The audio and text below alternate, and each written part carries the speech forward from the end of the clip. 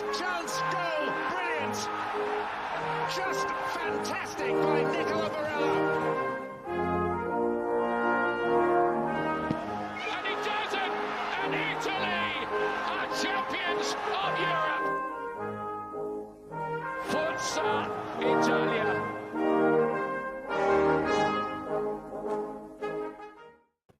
Ciao ragazzi, I am not Frank Carvello and there was no NWO music to begin this, but welcome to Serie Sit-Down. We are a podcast of the World Football Index.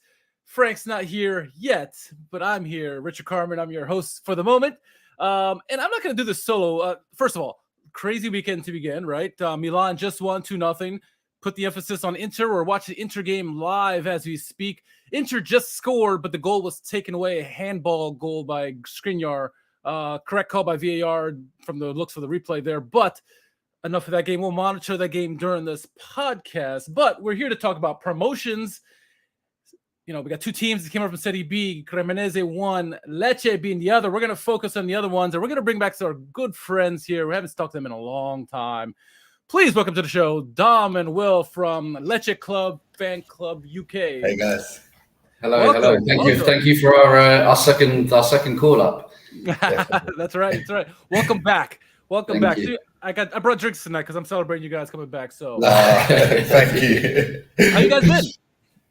All good. Yeah, we've it's been a tough season, but yeah, I mean, Dom was always a bit more optimistic than I was. I was always like, we've blown our chance, but Dom's always like, no, it's just fine. I think he's the calmer thinker, and I'm a bit more. You always. I think last time we were on the show, we were talking about where we're going to stay in Serie. Yeah, we always believed to the last day, and I think same was this season with promotion. Just see each day as it goes, and somehow we've come out as champions. And for those who don't understand how tough Serie B is, talk about how tough this league is. I mean, it came down to the very last week or two. So, for those who are not familiar with Serie B, tell us what life has like been this last year with all the ups and downs of this league. Well, I mean, Serie B was like going under the radar. Obviously, it's not a big league, but in terms of how close it was, with so many teams in and amongst the top promotion places, not only the playoffs but first and second, it was literally changing every week. And at one point, Dom and I were speaking about it before, and like teams like Pisa were 5-6 points ahead of third place. And you thought, it's theirs to lose, so maybe we can sneak in a second. All of a sudden, Pisa shit the bed and fell off completely. Monza went on a bit of a run, and then towards the end of the season, tailed off as well. It was nervous. It was a lot of good teams in that league. And Dom and I was again saying before the season started, you're looking at teams like Parma, Spal, Crotone, obviously been in the top division and went straight down. So they've had successive relegations. I don't know. I think it was probably one of the most closest playoff teams. And the number of teams that, like you were saying, it was kind of juggling around. I think last season, Empoli were kind of the strongest and they walked away with it at the top. Whereas this season, it didn't really look like anyone at any moment was going to be the top team. And it was that, and that's why I think we went on a bit of a run. Then that meant teams like Monza or Pisa dropped a couple of points, and we could take that opportunity to move in to that top two. And then, amazingly, we've been champions, and it was fantastic. I think we made it on the last day. We made it hard for us. We should have gone up on the penultimate game. We were 1-0 up, and a draw would have done. And then somehow we conspired to lose 2 goals in like 13 minutes of added time. It was just a disaster, and I thought, it's going to happen again. My goodness. But a 1-0, as comfortable as 1-0 could be, final game of the season. I guess the team was already down. They didn't really get near us, so it was as calm as it could have been. But it's been an amazing celebration since, and to do it at home as well, with the fans back in the stadium, everyone being able to celebrate it. I think it was a perfect ending. Yeah, no, it's been a crazy ride. We've been watching you guys from afar, no doubt about it. Always curious. Love the kits. Your kits are, some very classic kits.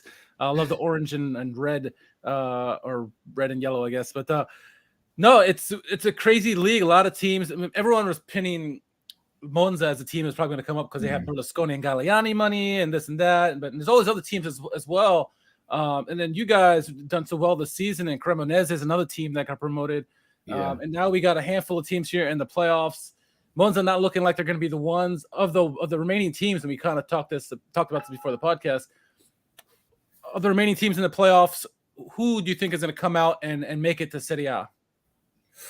I mean, I think in the start of the season, I thought Brescia, especially with Inzaghi at the time being the manager there, I thought they were favourites to kind of even go into the automatic, the top two.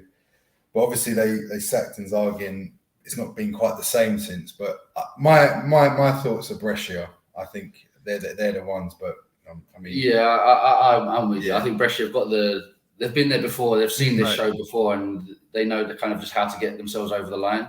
But it's tough. Like, it comes down to a bit of a shootout in that last playoff for that last playoff spot. But yeah, also honourable mention to Cremonese to get up as second as well.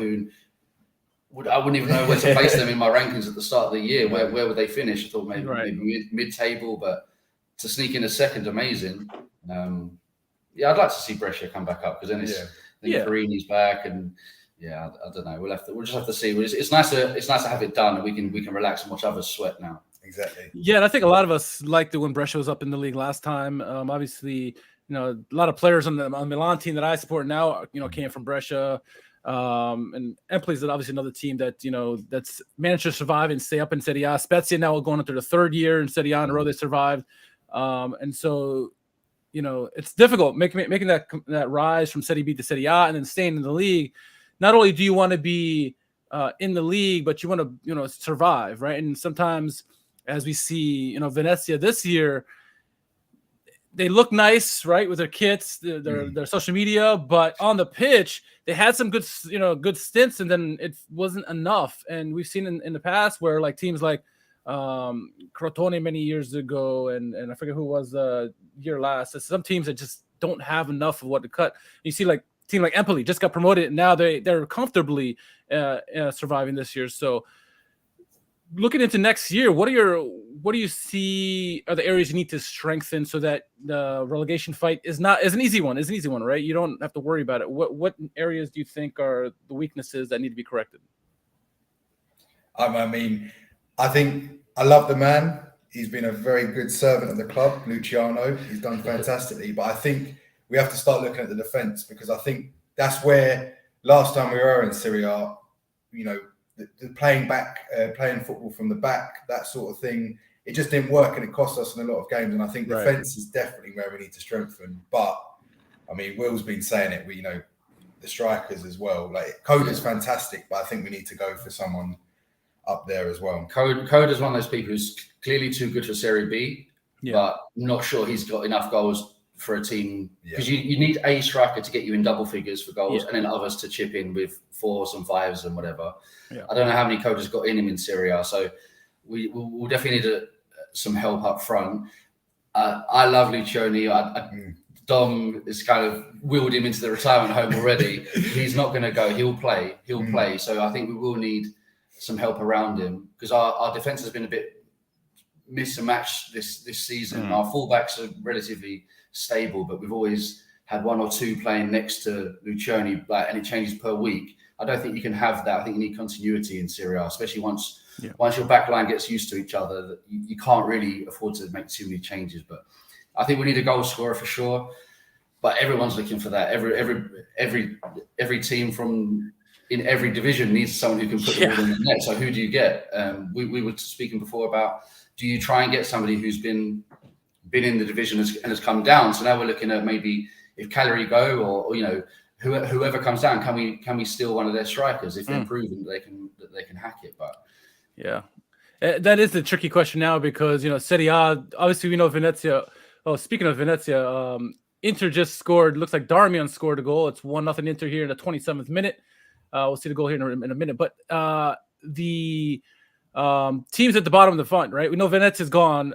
Genoa pretty much is gone. It's going to come down between Cagliari and Salernitana, possibly Sampdoria. I mean, I think Genoa deserves to go down this year. You could argue Cagliari should as well, right? I mean, Salernitana, they've been the bottom of the table all season long, and then they went on this hot streak here at the end. do you fancy Salernitana or Cagliari to survive? I mean, one is a team that's been in Serie A for a long time, Cagliari, and then Salernitana, one who's been hot at the end. And Davide Nicola has this in his repertoire where with Crotone, he's done a couple of times where look the bottom of the table and then they come back and survive. So what do you guys think in the Serie A survival hunt? Who's going to make it? I think when you talk about teams like Genoa and Cagliari, they've always been in and about that place in the bottom three, and they've just about survived. And I think you get to a stage where your time is now to go. And I think you see that with Genoa. I think they've gone, and I think I would rather Cagliari go down. I just have some personal hatred to them. I'm not a big fan of them, and I'd like to see them go. So if Salernitana could stay up, I think it would be amazing, considering at one stage they looked like they were just the easy 3 points of the league when they were at the bottom, and all of a sudden they've gone on this amazing run. And I mean, I think it would be fantastic if they stay up. I think it'd be great if they stayed up. From our own point of view as well, our own selfish point of view, I'd rather they stayed up, because I think they won't stay up again next year. So it'll be potentially another team that could take a relegation place. I think, like you said, Genoa and Cagliari are always there, but they somehow keep themselves up. And I have a personal vendetta against Genoa, because I think they should have gone down that year we went down. So I would like them to go down, and then us have a couple of their players, and they help us stay up. But yeah, I think Salernitana have done amazingly. But they do like they basically just deleted the club in January with a new manager, 12 new players, and had the second half of the season of their dreams. It's unbelievable. It's been something. It's been something by them, really. And it's interesting, because I think both Genoa and Cagliari need a good hard reset, right? We've seen this in some of the other leagues where the teams that have dropped down kind of reset themselves and kind of came back up. And that's what you kind of hope for Genoa and Cagliari, is that two teams who have, first of all, Cagliari of the two teams, Cagliari and Genoa, they have the most talented of the three teams, even Salernitana, right? And I think if Cagliari gets demoted, relegated, that lots of teams are going to come for their players, right? Cragno's a good goalkeeper. João Pedro is probably going to stay with them, because he's been there forever. But, they got so many good players on their team, Marin and some of these guys, that, I mean, if your teams like either the newly promoted teams like you guys, or even some of the mid-table teams, or even the top-of-the-table teams, they're going to be looking for these Cagliari players to kind of fill their places, because it's a pretty good squad. They just massively underperformed this year, or the last 5 years or so. It's unreal from where they were a couple years ago, where they were in the promotion, fighting for the Champions League and Europa League spots, and then kind of dropped off the face of the earth, and it's been a downward spiral ever since.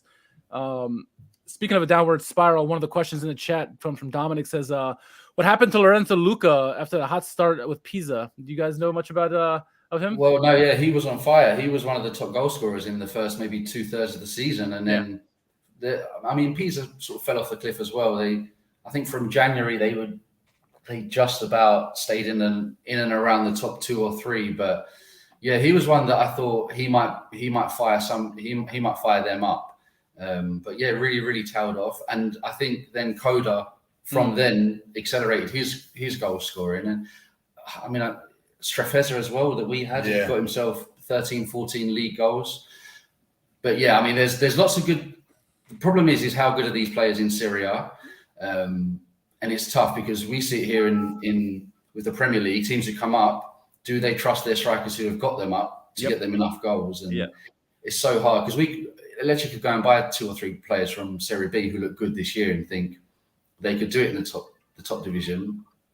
It's so tough. This team that we've got is so young, with some oldies mixed in with it. So do you trust them? Because you don't want to be cannon fodder next year. You don't want to be. And you don't want to disrupt the chemistry either, right? Yeah, it's true. Exactly. It's true. So it's like, how big do you go in the summer? How much do you reward the players who have got you there? I mean, if there's a possibility to upgrade any position, I think you have to take it. Yeah, and I think we need to learn from last time that we came up. I think we made some signings that maybe looked like marquee. I think Babacar looked like it could be a signing that was going to take us to that next level in the Serie A, but he was a failure, and it was a waste. And I think we need to be careful with that and learn from last time, because I think the January window when we were in Serie A last time, we made some really good loans. Like we've got Barak, Sapinara, all these players, and I think that's what we need to look at now: is where can we maybe take a player from on loan from one of the top teams in the league and kind of have them at us for a season and see that rather than maybe take a risk on someone that's maybe a name and you're going to put all your eggs in one basket for him and then it doesn't work like a Babacar like last time. I just thought that was supposed to be the striker and it just didn't work. Our sporting director now, Corvino, wouldn't have bought Babacar. So he's the same guy that we had back in the glory days of when we used to get some obscure players, bring them in, they overperform and we sell them off for good money. So hopefully he's got some more tricks up his sleeve.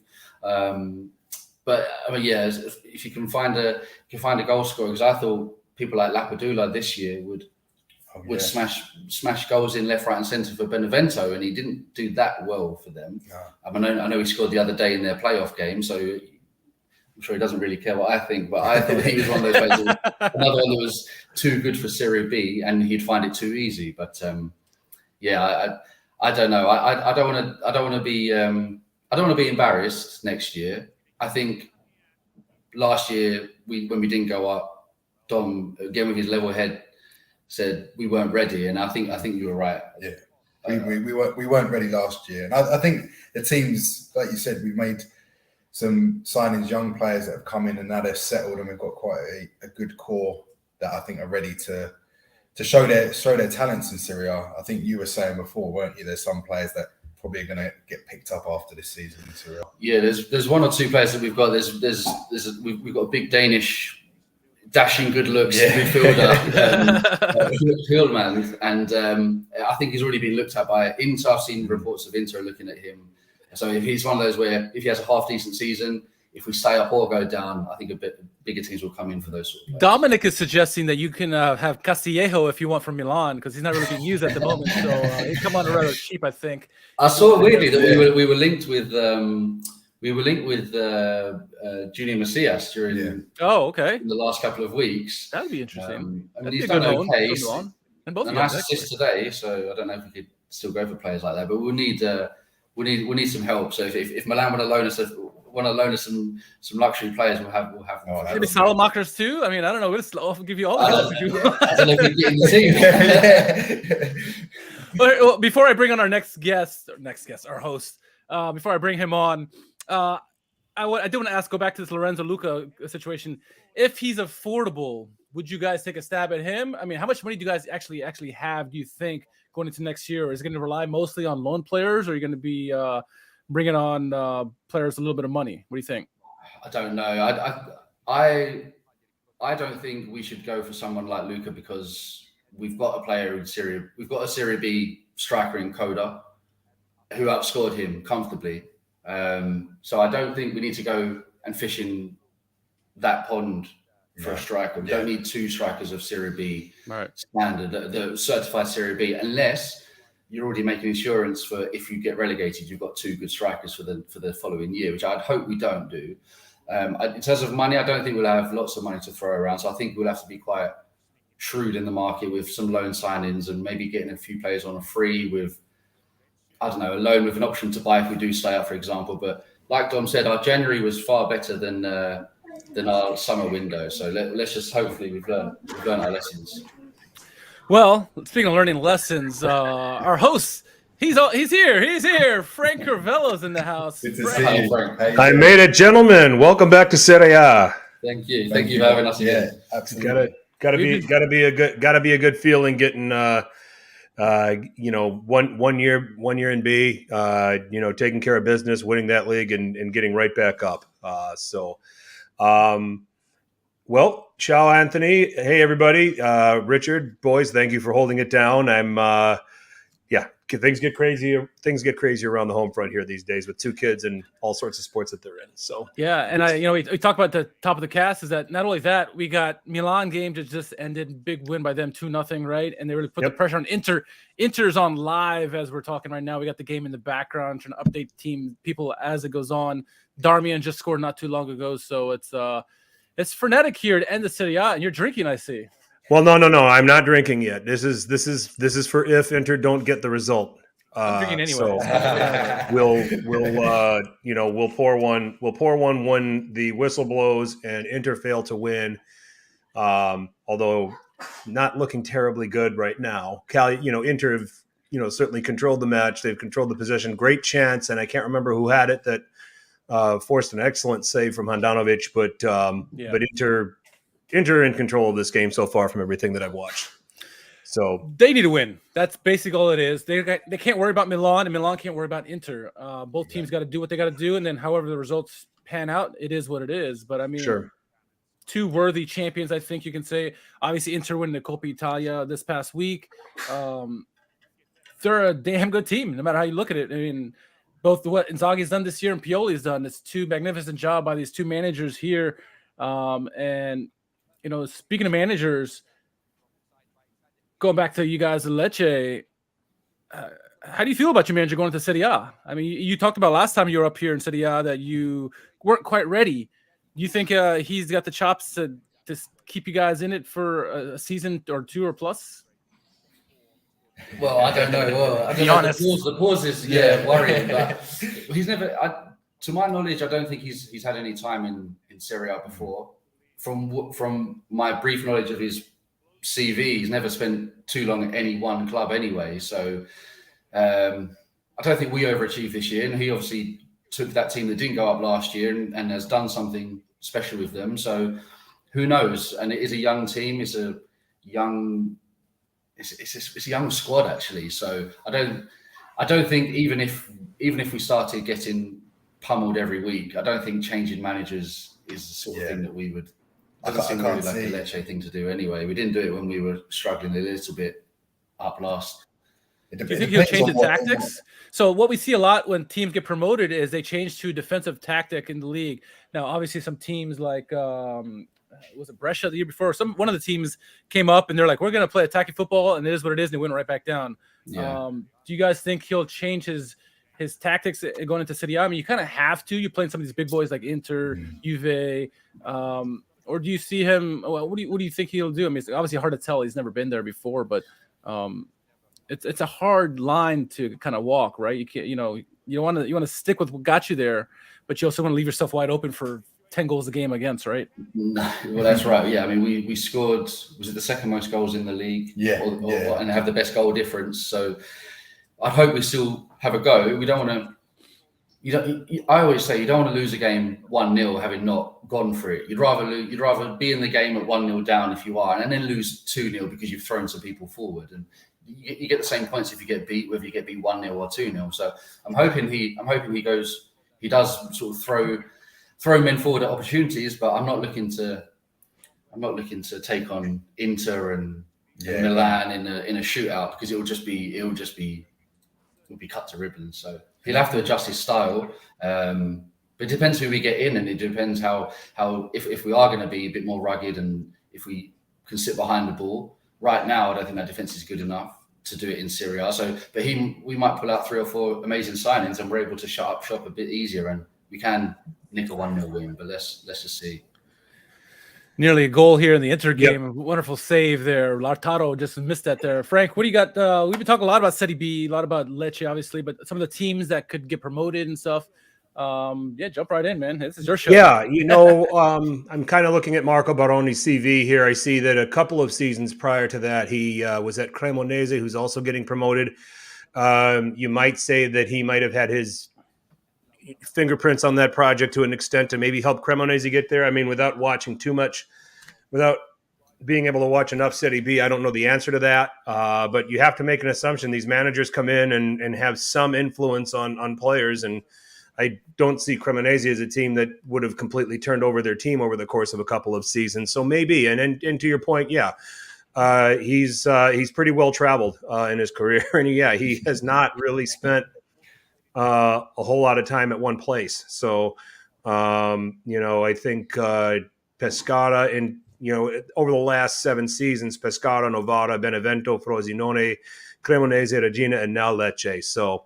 We talk about this with managers. Sometimes they just need a place to hang their hat. We're talking about with what Pioli has done at Milan, and exactly. The 3 prior Serie A stops where he wore out his welcome. Inzaghi managed to. He probably could have managed Lazio for life if he wanted to. It just finally got to a point where it's time for him to have a new challenge. And then some of these other managers, it takes a little time for them to find their hat. Sometimes the grass isn't greener. See Marco Giampaolo, who actually had a good thing going at Sampdoria before coming to Milan, and now he's floundered everywhere where he's went. So, I wanted to talk about what you currently have in house, because I look at this squad, and if I'm double dipping on the questions, forgive me. I got here late. I see familiar names here, and players that you probably can have some comfort with the fact that they've had some Serie A experience, albeit for some clubs that have been in a relegation struggle at a time or two. Maybe that is also something that is helpful to your cause. We've been talking about a guy like Strefezza, who was at Spal. Some of these other names that are familiar, Zanma or Antonio Barreca, some veteran players here. Does it give you a level of confidence that you have this collection that could be a good baseline for you guys to get things off and running in Serie A and maybe give yourself a better chance for survival than if you're talking about a team of guys who've made their career playing Serie B and Serie C, and now all of a sudden they put it together, everything worked right for them to go into Serie A? Well, that's curious to say that, because when we went up a couple of seasons ago, we'd just come up from into B and then went straight up. So we didn't have any stability in terms of the squad. There wasn't even a grounded Serie B squad. So, and all of a sudden they, like Serie C effectively players, we're all of a sudden 18 months later playing Serie A. So your point, I think, is a good one. And we do have some people that have been up there. Goalkeeper Gabriel has been up with us before, obviously at Milan as well. Really do a lot there, did he? But there's a lot of young players there that I think will need some help. And I'd like us to be ambitious with our signings and try and get some people that, from teams who go down, who should still stay in the league. Then why not come to Lecce? But maybe even try and get some other players, some people who aren't just used to having to scrap every season to stay up. It'd be nice to perhaps aim a little higher, and that will perhaps raise everyone else's standard. But again, I don't know how much money there is. I don't know how much of an attractive project Lecce would be to somebody of let's say, pick a name out of anywhere like Sampdoria or Udinese or Fiorentina, somebody who's not getting in their first team every week. Would they want to risk getting into a relegation fight with us, but for the sake of playing every week? Possibly. Sure. I think that when you look at the players that we attracted last time we were up, especially in the January transfer window, you had a player I always go back to him is like Barak. He kind of came from Udinese, had a very good sort of half a season with us, and then he's gone on to Verona and he's doing really well there. And I think those are the players we need to be targeting, those that have some experience in Serie A, who aren't maybe getting regular football, but would be maybe interested in getting regular football and playing week in, week out with us and maybe better in their career. Ideally, you'd love them to be a player that would want to stay for a long time, but if it meant that we could get a year out of them to keep us in the league, then you take it every time. We got a question here from Dominic V2C as Richard is sipping on his whiskey, which and not keeping up, so I'll have to do it. So he asks, of the other Serie B teams, who would they hate to compete against in Serie A next season? So you got Cremonese that's up automatically. You're thinking Brescia, right? This year going up. Yep. I think they've got enough about them. Yeah. Pisa, Monza, Brescia, and Ascoli are the playoff teams, right? So, and isn't it's actually 6, isn't it? Because isn't Benevento and Perugia part of this as well? Yeah, I think Benevento have got a good chance. I just think Brescia have got the know-how to get themselves in there. I think I might have said it to you, Richard. I just think Monza are just the cursed team, because they at one point they went on like a 5, 6, 7 game winning run. They were really on fire, and it came to the crunch, and their form fell off a cliff and found themselves in a playoff, which is no guarantee of getting out of that either. So I don't know. Maybe they'll come up and they could surprise everybody, but. I mean, I don't think Lecce took points off good teams when we were in Serie A. So we got some favourable results. We got a point in Milan. Yep. We've got a point at home to Inter, a point at home to. So you guys are not maybe necessarily scared of the teams that come in from Serie B with you, but maybe you're looking at some teams already in Serie A that, hey, they're at the bottom. We can pick them off, whether it's Salernitana or Cagliari that survives, maybe a Spezia, maybe Sampdoria. Those kind of teams, I guess, you're looking at to see who you can nick points off of this year coming up. So I guess you're probably more focusing on that than Serie B teams, I guess, then.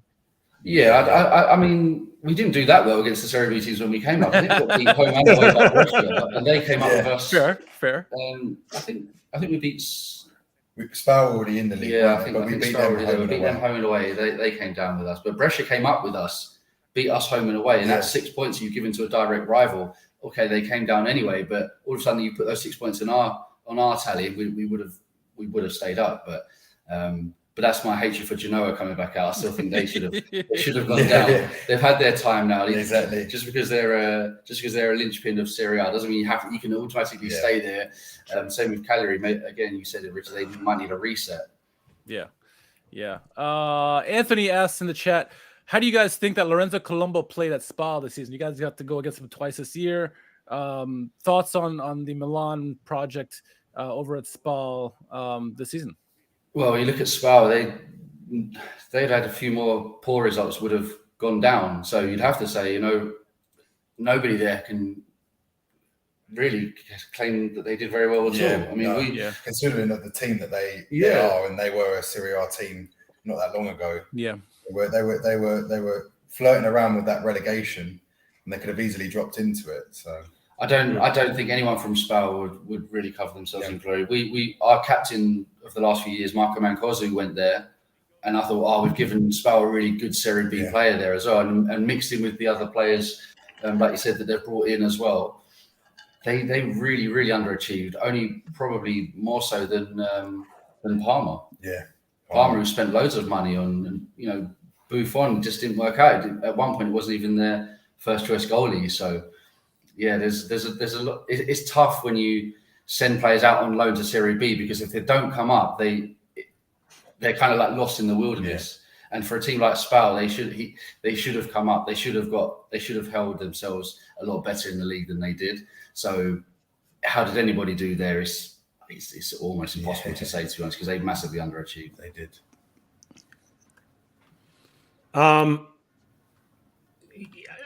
I look at your goalkeepers and you're spoiled for choice. When we had this conversation last year, clearly Gabriel was a big reason why you guys were, in it with a shot to potentially survive with the number of saves. I mean, you got Plizzati over there.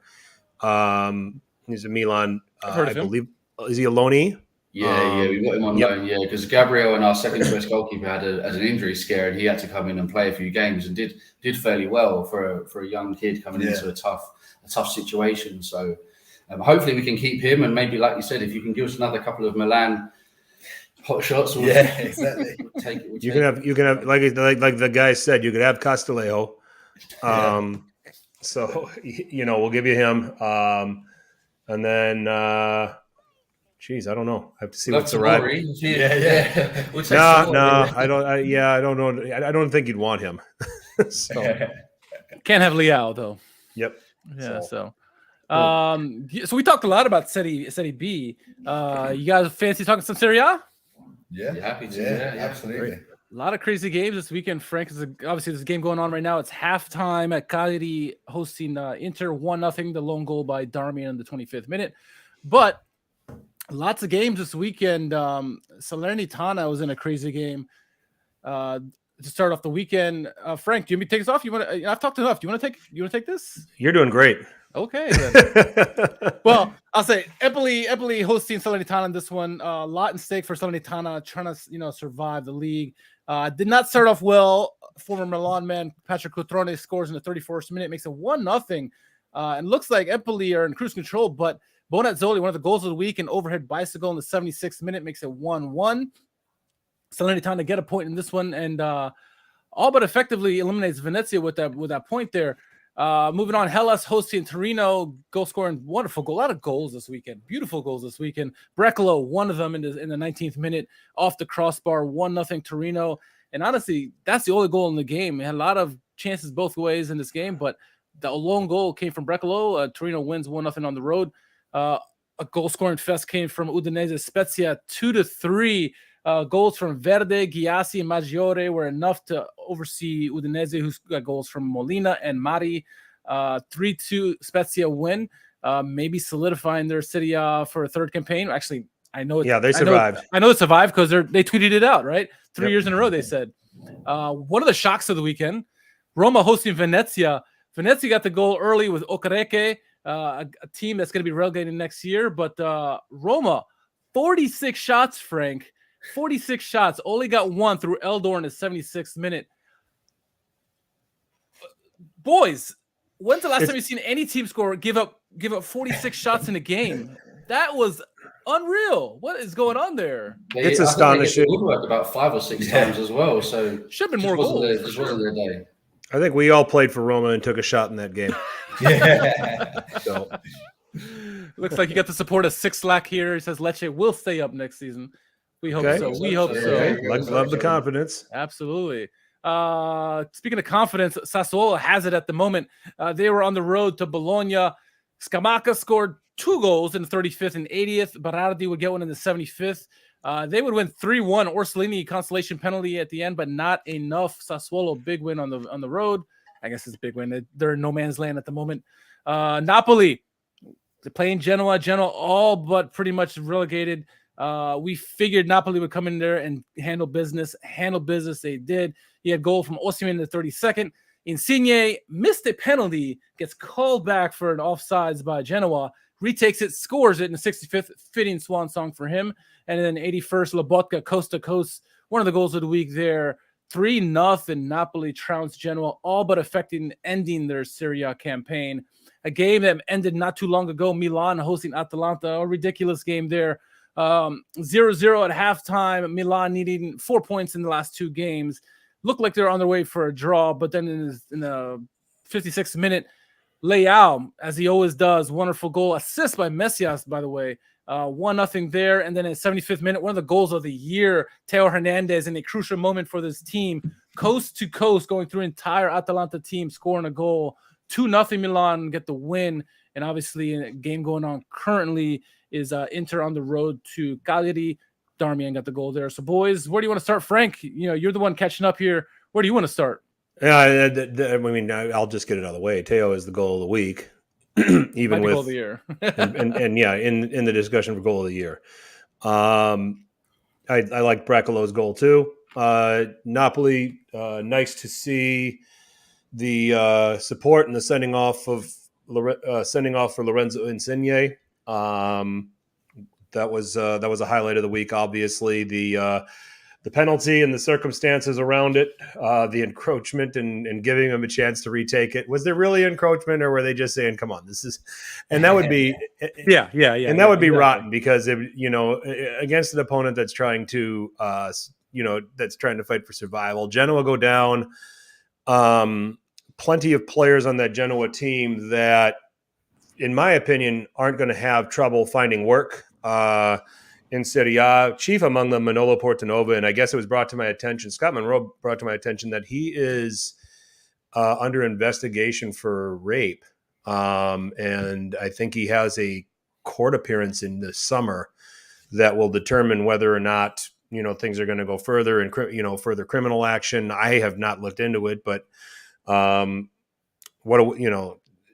shame that is actually happening. To derail a career.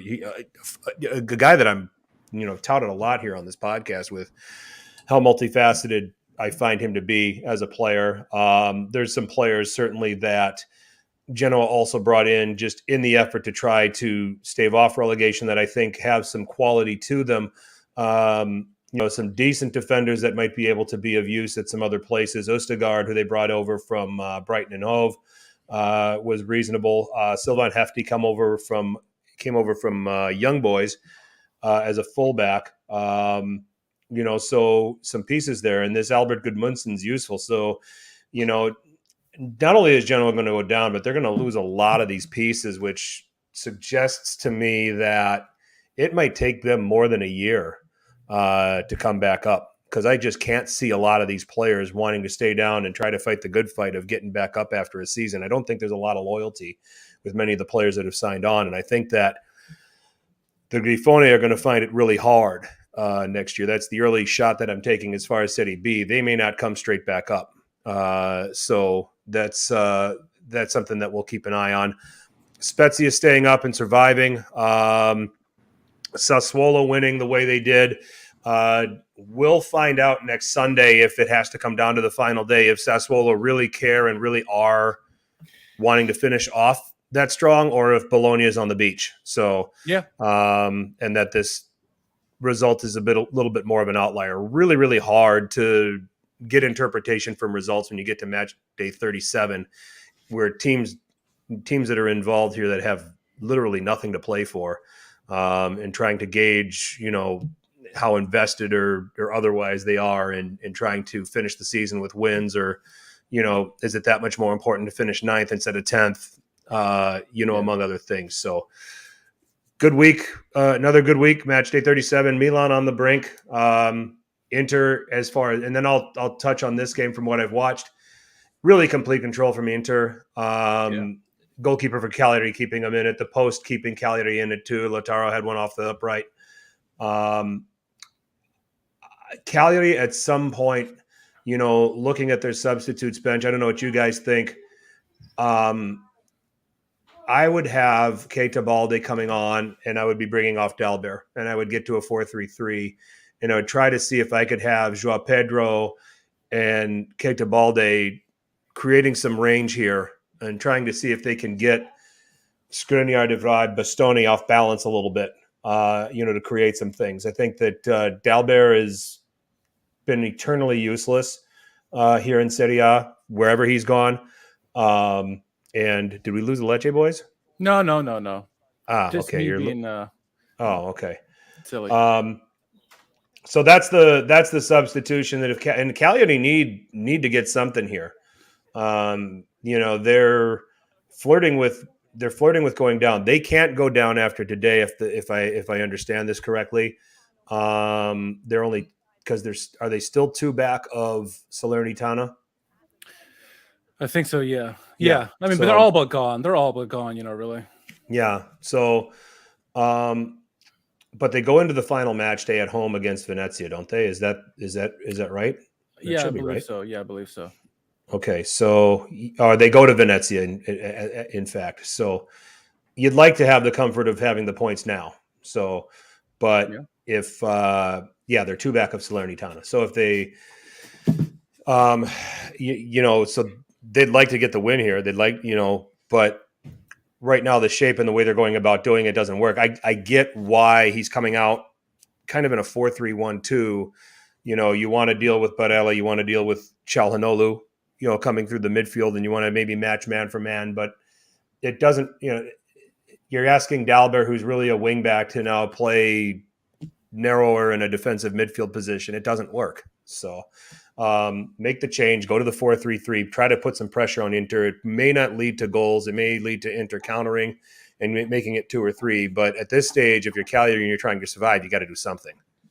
Yeah, I think that's kind of touched on what we've said before. With you'd rather just have a go, but I think if I was in that position right now, I'm not sure I'd be making wholesale attacking changes. I'd let it, if you can take it, only being 1-0 into the last 15 or 20, and then put some pressure on. Because if you're suddenly attacking and you're 2-3-0 down within the hour, fair point. It's a time, I think you might need to take him a little bit later, and then maybe try and catch him cold, because you're not even if you put on attacking changes now, Inter will rip them to pieces. And I don't think Inter are going to make the same mistake they did against Bologna, where they were 1-0 up and then they capitulated, basically. Didn't take their chances, and you saw what happened there. So I think Inter definitely come out and make sure that they kill this game off as quickly as possible. And Frank, we talked about before you got on that, Cagliari is probably the most talented team to get relegated in a long time. And, if they do get relegated, not only is Lecce, but several teams in Serie A are going to be coming for their players. You got Cragno and Marin and several other players who are pretty good. And this is a massively underachieving team. And so if Cagliari are one of the teams to go down, and if they lose to Inter, it's going to, be another chance for them to go down next week. They got a lot of players, Frank. It's a lot. Yeah, it's a do. pretty decent team. João Pedro is probably the only player who's not going to leave that team once they get relegated. And I don't know if it's. I actually don't know if that's fair. Yeah, they may have to move on. One of those things that he wants to play for Italy, doesn't he? He just got his Italian citizenship. He made an appearance for the national team in the World Cup playoff. And who else they got? Right. So, he's going to want to play his football in Serie A. He's going to want to stay in Serie A just from a career standpoint, with how many years that he actually has left that he can stay in the national team picture, because he's not going to if he's playing in Serie B. Yeah. So you have that. You have, Rog, who I think is now just a serviceable at best midfield player. It won't be hard for him to find a team. I could find him linking up with another mid-table team. I think Razvan Marin is a player that has a wide range of passes, good on the dead ball, certainly is got the ability to help somebody out. And they've got, Lego Giannis has been really good for them. Keita Balde has kind of become a journeyman now. Pavoletti is at the latter stages of his career, but in the right system with guys that can deliver good service, could be a 9 to 11 goal striker, which isn't horrible. Certainly will help you. So, so that's those are the things to think about now. Now the comment that I will make about Inter is that they have not been good at prolonged 1-goal leads. Where Inter live is get a lead, get a goal, and let's get it to 2, 3 quickly and however we can. They've been in moments here in recent weeks where, as the game wears on and they're only a goal up, Inzaghi makes decisions to, all right, we're going to have to, we've tried, we've had our chances. We're going to have to live with this. Let's make substitutions to close things out, where you see Vidal coming in for Çalhanoğlu as one example. You see Gagliardini, for some reason, getting a role, in their team, where they will bring DiMarco in for Perisic and make substitutions like that, where they will get a little bit more negative, and invite the other team to have the ball and then take their chances on the break. So they tried to do that against Milan. A goal up, they started scaling it back. Milan beats them. Did it against Bologna.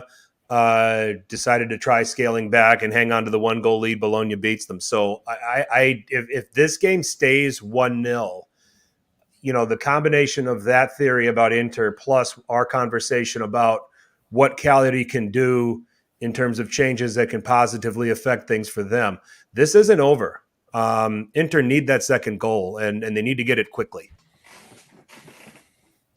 Yeah, no, they absolutely do. And we'll see what this next couple minutes here plays out for Cagliari and Inter in this one. But, boys, I got to ask, you're coming from Serie B where lots of crazy games happen, right? Have you ever seen a team give up 46 shots in a game? One game. I mean, Venezia, we know they're getting relegated, but Roma, it's not like they're playing for nothing, right? They're trying to play for a European spot. They're in the finals of the Conference League for the Europa or whatever league you want to call it. What happened in that game? I don't know if you caught any of that game, but 46 shots. How did that happen? Well, I mean, it was just bit of a freak result, wasn't it? Because on another day, two of those go in, and that's a comfortable result. It's just one of those freak occurrences that they went ahead, and then it was always going to be Roma were knocking at the door. But I think if Roma had converted 1 or 2 of those, they wouldn't even have had those chances, because Venezia had something to hold on to. But I've never seen as a one-sided affair like that. No, and I don't even think when Lecce got promoted, we were playing the team who were at the bottom of the table and also relegated, and we beat them 1-0, and it was the most comfortable 1-0 that I've ever seen. And we didn't have 46 chances. No. Yeah, maybe 5 or 6. And I thought, this is super easy. So for Roma, they've put everything on that final, haven't they? Because they can't get into Champions League now. Yeah. Maybe they can try and finish above Lazio as some local bragging rights, but I think they're gearing towards that final. Yeah, I think Milan did them a favor too, because had Atalanta won, really the only angle for Roma would be to win the Conference League. But now, with Atalanta losing, there's still a chance here at the last weekend that they get a better result than Atalanta. They're in. Will they beat Lazio? I don't know. Lazio has Juventus tomorrow night, so we got 2 games tomorrow. That game and then the Fiorentina matchup. So yeah, it's interesting the results we had this weekend, boys, all the way around. Obviously, the Milan win is a big win there. The Teo Hernandez goal was a spectacular goal, coast to coast. I don't know if you guys saw it. We certainly saw it. And he's done this throughout the season, but I think the context, I think Martino put it right, like the context of the goal where so much is on the line, 1-0, anything can happen. Krunic makes a fantastic tackle at his end of the box, and then Teo just takes off and scores that goal. It's a big moment, and it's arguably one of the goals of the season for him. I mean, for him, it's another goal, but it's a huge goal given the implications of the goal in the game. He scores a lot as a defender anyway, doesn't he? And I think he deserves that as well, because hasn't he had he's had some missed penalties. I think he missed a penalty in the last Spezia, I think they lost, and it looked like that was going to cost them. So to come up with that big, like you said, goal of the season. You don't really. I can't even think of any other contenders that can run that, because in terms of the context of the goal as well, how important it was. It has to be up there as one of the goals of the season. Definitely. For sure. He won the ball on the edge of his own penalty area and ran the whole way. He made it a fantastic finish as well. The finish was class. And Frank, we don't have a Quagliarella type goal. The couple years ago, we had that goal where he had a back flick out of midair against Napoli. That was a beautiful goal. We don't have anything like that this year. We had a couple of decent goals this year, but given the context and how much pressure was on Milan with all the dignitaries there, you had 200,000 requests for tickets for 80,000 seat stadium. A lot was on the line from Milan in this one, just to hold serve. Obviously, Inter is playing Cagliari, and that's easier than Atalanta, but great goal by him given the situation.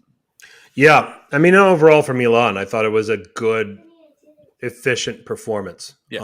And I think that's what we've kind of come to expect from that. I think they've played. They look comfortable, no matter who they're playing against. Maignan is making important saves. He's making them in key moments. You have, the partnership of Tomori and Kululu. I mean, 9 months ago, would we be sitting here saying that Milan are winning a Scudetto and they're doing it because of the partnership of Tomori and Kululu? People would have been, you're dreaming. It's because Chiar stayed healthy and rolled back the years, and probably Tomori was part of the equation. I think we all thought Romagnoli can be inconsistent. Can I be blasphemous for a minute, Frank? Talk about Milan's defense. Yeah. Kalulu has obviously been, and you boys, the LECCE boys, you've seen Milan from afar. Kalulu's having a fantastic year. I mean, what he's done paired up with Tomori this year is just unreal, and he's pretty much been a shutdown defender this year. Calabria has not had the greatest of. His season was okay. This last stretch here, where a lot is on the line from Milan, he's played probably his poorest of the season. I'm going to argue that Kalulu should be the starting right back next year if they go out and get a Botman or somebody else, or even Chiar. Chiar comes back. Kalulu has to be a starter next year, no matter what. That's my opinion. Well, it's tough because he's come into a situation that he probably didn't find at the start of the season. Never thought he'd get this game time, but with the injuries and the performance that he's had, he's undroppable at the moment. It's just I don't know if he wins. If you win a Scudetto, do you have to upgrade your central defensive partners? I don't know. I don't know that you do. Yeah. He didn't play a lot at his previous club either, did he? So he's almost having like he's learning as he's starting his career, and he's starting his career winning the title, which is crazy. I think him and Tomori have got like 13 or something crazy, like 13 or 14 clean sheets when partnered together. Another one today. So don't know. Maybe, I don't know where you move him if you have to.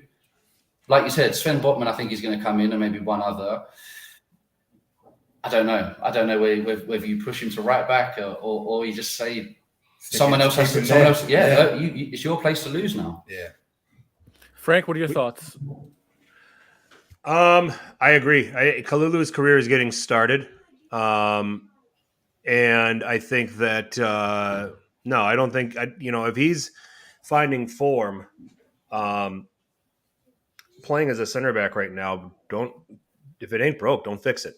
So, is really the way I take a look at it. As we're looking, Inter have scored again. It's Lautaro Martinez in the 51st minute to put Inter up 2-0. Good individual work by him, by the way, to fight off the defender to get to the ball, and a nice finish. Ended up nutmegging Cranio. We could have asked Cranio to do a little bit better, but anyway. Uncle Sharma, if you're watching, nutmeg of the week. There you go. Yeah, I mean, if he's starting to find his home, and if he's starting to make his living there, then you address right back. The perils of bringing in a Botman now is you disrupt the rhythm that Kalulu and Tomori have established. And then Kjaer stays in the picture because of the veteran presence he has. Cagliari have scored. It's now 2-1. Liko Giannis has scored. We're updating as we go. Let's see. It's, a shot from distance. Oh, and it is a goal of the week candidate. It is not a Teo goal, From but distance. this is blasted. What a goal. Beautiful goal. Hang on to your hats. We're not Not over, boys. Not over. Worst lead to have in a game worst lead to have in this sport is a 2-goal lead. Yeah. So, because you're feeling good about yourselves. You've gotten a little bit of distance. You let your guard down just enough, a little bit, and especially in the both catchphrases we've said on this podcast. Worst goal in soccer, worst lead in this sport is a 2-goal lead, and a team is at its most vulnerable shortly after they've scored. So, so both have happened, and let's see what Inter now do to respond. But 2-1 there. So. This is fun. We have not done a live while a game is going on podcast. I wish we could show the game, but we don't want to get our hands slapped and kicking off the air. So we do what we can, right? We do what we can. Yep. We got the sound in the background very faint, but yeah. We don't want to get burned for copyright infringement. Yeah. We already got a couple strikes against us, so But now the problem is what does Inzaghi do? Because like you said, he's not got a record of hanging on to leads particularly well.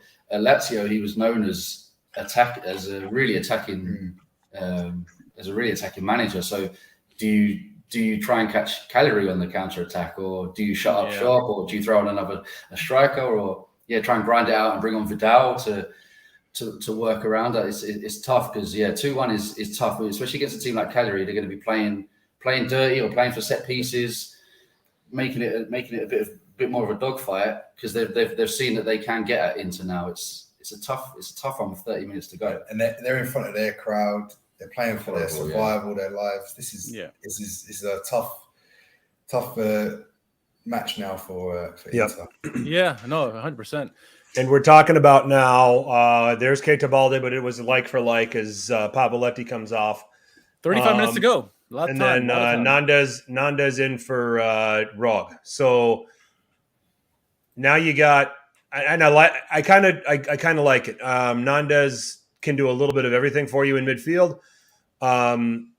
Pavoletti is probably a predictable guy to defend against in this stage of the game. He's not going to move a whole lot for you. He's going to stay central. He's going to expect service. Yeah, he's going to expect service.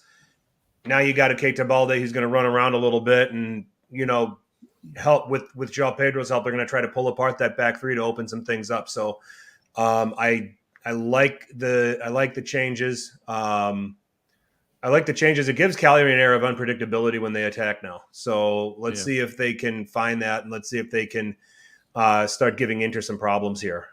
There's certainly a little confidence to them now, just watching them move the ball around a little bit. And to your point, boys, Inter look like they're fine with just, okay, let's sit back and let's hit them on the break. Let's let them bring their numbers forward and play a counterattacking game where all right, they're stretched, they're all over the place, and then we can take advantage of that. Because I think that's where Inter thrives. They thrived like that big time last year under Antonio Conte, and I think they've done well in that regard under Inzaghi too, as well. Cagliari is putting a lot of pressure on Inter at the moment. It's a lot of pressure. They're bringing in Dumfries now to kind of shore up the defensive, but it's all Cagliari at the moment. So talk about Inter and Juventus from since for you guys coming into the league now, and I know you watch it from a distance. There's a couple players now that are rumored to be gone. One is definitive, Paulo Dybala. He came out on Twitter and Instagram and said, "This is my last game coming up tomorrow. It's been great working for you guys or playing with you guys." Rumors that maybe he's going to Inter, maybe Roma, maybe going to England. Who knows? And the other rumor is that Ivan Perisic, who's had a fantastic year for Inter, he may be going to England. And while Inter have Gosens as a backup, where do you think the state of both Inter and Juventus are going into next season are from you guys? We've been following the league day in and day out, but for you guys coming into the league from seeing from afar, what are your thoughts on both how Juventus are from the season and then as well as Inter possibly getting dethroned this year?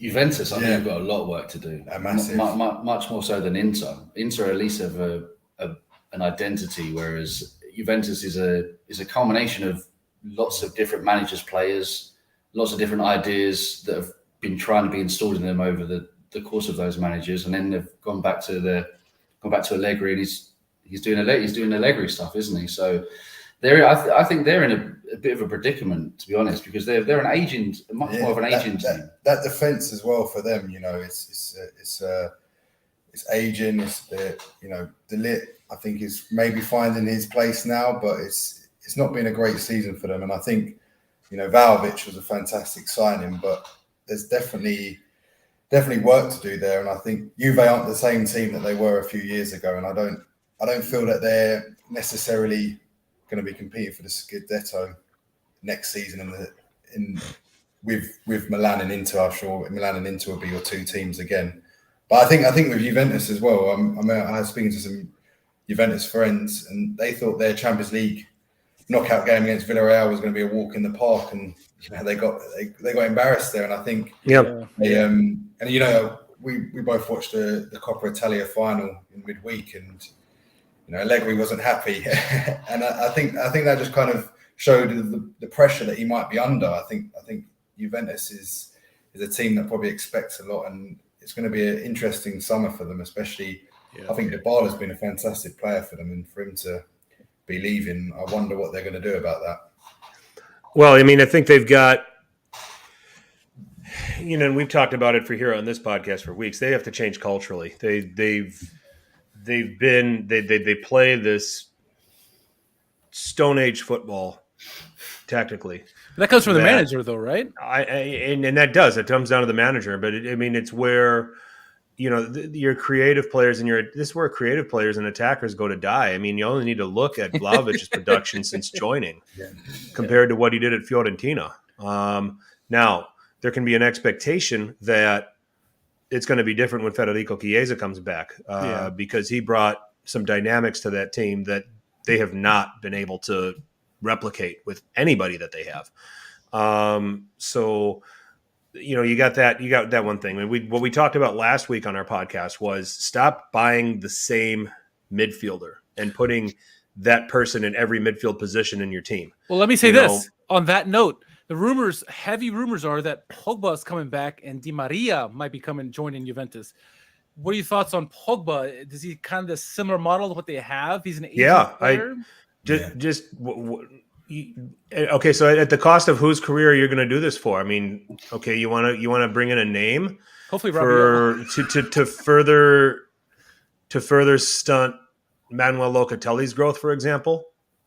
It doesn't make any sense. I don't understand Juventus's, constant need to just buy midfielders who characteristically are all the same. This guy should be, you should have one guy playing like he's a 10, one guy playing like he's a 5, where he's ball winner, protecting the defense. And then you got a couple of guys that are your Barellas, your Sergeys, guys like that, who can do just about everything, but I mean, functionally, and then you take Locatelli and you don't do anything close to what he did at Sassuolo with him. I mean, it's just it's crazy the way they do things. It's crazy the way they stunt the development of the players that they bring in. If this team played even a fraction more expressive, than they did this season, they would not be in fourth. They would be contending for the Scudetto because they have the talent. Yeah. So it's the system. It's killed this team. And just going, just playing to get out with a 1-0 win and scratching and scraping for 3 points at a time instead of playing the kind of football that should have you separating yourself from everybody else in the league. And it boggles my mind that Juve doesn't do that. I think they've kind of tried to have their cultural reset when they replaced Allegri, didn't they? And tried to go a little bit differently. And when it didn't work, they reverted back to type, and obviously literally with Allegri. So it's just, are they going to be prepared to reach out on another manager and then reset again? Because they do have 3 or 4 managers worth of players there. It's not any one manager's team now. I think it was unfair on Pirlo as well. After 1 year, I agree. Kind of go in that new direction and then give him that 1 year and then say, all right, we're done. And it's like they were half-heartedly trying to change the system. They were like, we changed our mind. We're going back to the way we were. Yeah, exactly. They didn't even give it a chance. And it might be what Sarri might have meant when he said that this team is untrainable. It's like, there are guys in this dressing room that this is the way they want to play. I don't want to play like that. Exactly. So you mentioned development, right? And maybe this is alcohol talking, but the development and Sassuolo is a team that's really known for developing players that come out. Scamacca's having a fantastic year. Raspadori. Jeremy Boga is a player who was having a fantastic year, or he had fantastic years at Sassuolo. He's moved on. He's gone to Atalanta. Now they got another guy coming in, Junior Traore. He started out very young, and he's still very young. Yeah. One of the questions earlier in the chat was, has he overtaken Boga at Sassuolo now, and is he someone that they can rely on? Your guys' thoughts? Because Sassuolo is a team that relies heavily on the youngsters and developing these talents. Thoughts on Sassuolo and what they able to develop, and whether Junior Traore, if you think he's capable of filling the boots or surpassing Jeremy Boga. Well, I think Jeremy Boga is not even starting games. Atalanta, no. Yeah, he's been having a hard time getting games at Atalanta. Yeah. So, to your first point, yes, Sassuolo are great. They're great fun. They're a fun team to watch. They were like an Atalanta sort of hybrid, weren't they? They scoring goals for fun, but then equally they can come up with some ridiculous results and get beaten. So it's a tough balance. It's not like it's no plain sailing, but they've produced some quality players over the years. I'm thinking another one obviously that you mentioned, Scamacca, has been touted at Chelsea, and all of a sudden Chelsea. One of my Chelsea mates messaged me saying, "What do you know about Scamacca? We're being linked with him." Not that I'm the expert, but I know a little about Italian football.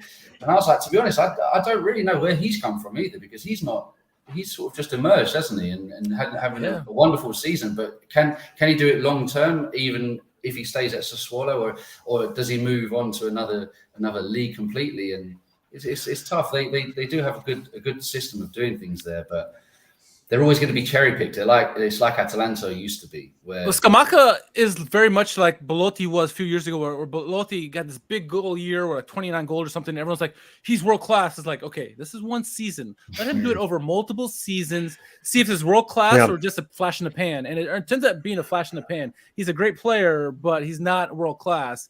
So Scamacca, to your point, I think needs still time to prove himself. I mean, he's done it for Genoa for half a season or a season, and now at Sassuolo he's done it a little bit better. It's still two middling teams. How does he handle pressures of a bigger team, right? The top Serie A team, a team like Chelsea. Does he even get a starting time? Lukaku, who had a fantastic year last year, 29 goals, last 2 years for Inter, goes to Chelsea and he's not the same person, right? Now, granted, maybe his diet is not the same. I don't know. Maybe the voodoo's in there. I don't know what's going on there, but he's not the same player. So, we have to be careful with players like Scamacca or guys who just emerge out of nowhere. Even Bremer, to an extent, with Torino defensively. they have one great year. Great. Can they do this longevity, right? Koulibaly, he's done this defensively for 15 years or 10 years, whatever. He's a world-class defender. Scamacca, I don't know if you can label him yet a world-class player or ready for a Chelsea or Inter-type player. I don't know. We'll see. But yeah, we tend to jump the gun on guys, you know, that play really well for the and ruin their careers. Provincial teams, and then they take a jump sooner than they should have, and they clearly show that they're out of their element and they're not ready. I think in the case of Scamacca, I think you can make the argument that if you put him if he ends up at a better club, and Dominic is stealing my thunder here, he performed well for a poor Genoa team, and then he performed well for a Sassuolo team where he got service from all over the place. So I don't think, if he went to a Chelsea or if he went to an Inter or something like that, I think it actually would thrive. So, he's shown it a bunch of different ways. There's Keita Balde getting in behind. He just could not get the touch to get the ball up and down over Handanovic. So, and paid the price for it too. Where's he getting this? Yeah, just on the side. So you can get up from that. But Scamacca for me, I think, has adaptability to Dominic's point. Raspadori is a different story because I think I've only seen it with him at Sassuolo. Traore, I think his game could translate somewhere else too. So, and then, you talk about Sassuolo, they find guys that fit what they want to do. Another guy, and we talked about this, and we called this all the way on match day 1. We said Davide Fratese is going to just plug right in, do exactly what Manuel Locatelli did. And he did. So that's another thing that Sassuolo, their recruitment of finding the right players characteristically to make their system work is pretty impressive. We've seen that with other teams like Atalanta when they've sold some of their bigger, or they've sold to bigger teams. It's not always worked, has it? So Brian Cristante, when he first went to Roma, it's not really work. Didn't really work for him there. I don't think Kessie was that well. When he first went to Milan, was it? So, like you said, they find someone that suits their system. Doesn't automatically means they would translate on a bigger bigger team at all. All right. Very good. Very good. Watching this other game here. This other game is now in the 70th minute. Still very tense here. Bastoni just came off for, I think, De Ambrosio. Looks like Joaquin Correa is going to come on probably for Lautaro. Nope, for Dzeko. Dzeko, I like that. I like that. You get that substitution. I think it's a better counter-attacking dynamic when you compare Correa with Lautaro. Lautaro and Dzeko, for whatever reason, even though you think they would work perfectly, they don't. It's right. It's a slow guy who can hold the ball up very well, fantastic finishes versus a guy who's very mobile, who's very instinctive. It doesn't work. Have you guys over at Lecce? I mean, obviously Coda's had a pretty decent year for you guys, but if he gets locked up by a defender, for example, in Serie A, we got a lot of good Serie A defenders.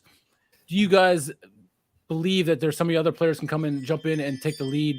When you guys were last year, you had a couple guys, especially those loanees, that were able to fill the void. How do you feel about the depth of Lecce's strikers or attackers should, one of your top players get marked down by a defender?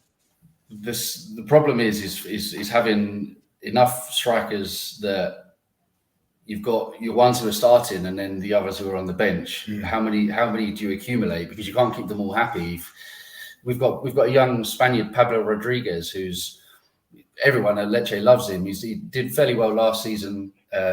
We got him from the Real Madrid academy. He did quite well last year. I remember the name. A few injuries this year, and I actually think Sassuolo and a couple of others have looked at him for this summer. So it's all going to depend on who we lose and the formation we play. Because if we do go with one striker, or do we do what we're doing now and go for perhaps more 4-3-3? But then you're just going to be you could get wiped out. So if Coda gets locked down by just a defense that's just not going to give him anything, he's not the fastest player in the world anyway. So you do need to have that plan B. Pablo Rodriguez is that, but we may not start the season with him anyway. So it's so tough finding that balance between getting a goal scorer and having someone else dynamic, but is also another option off the bench who's happy to be on the bench, because it's right.